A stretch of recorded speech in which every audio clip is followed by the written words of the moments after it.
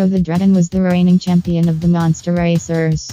With his fiery breath and lightning-fast speed, he had never lost a race.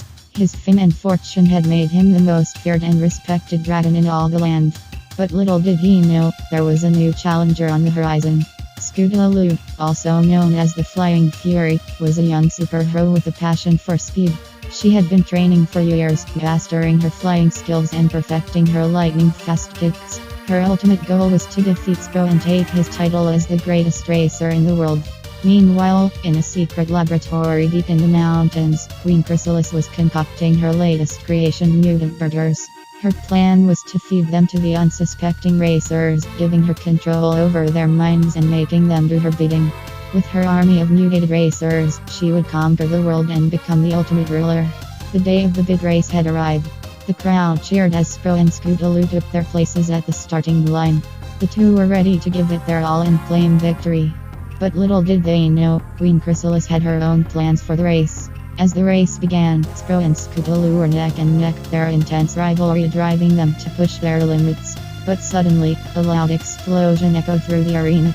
Queen Chrysalis had unleashed her army of mutant racers, causing chaos and destruction on the track. Spyro and Scootaloo were caught off guard, but they quickly sprang into action.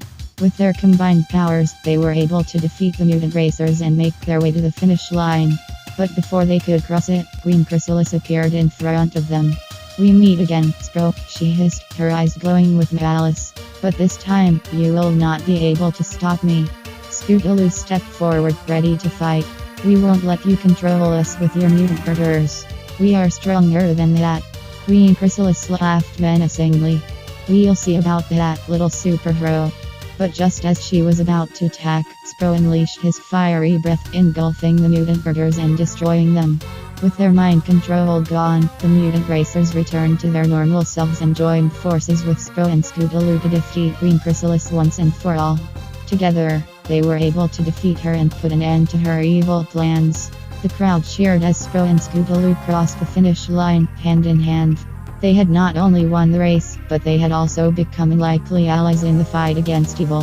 From that day on, Spyro and Scootaloo became known as the dynamic duo, using their powers for good and protecting the world from any threats that may arise.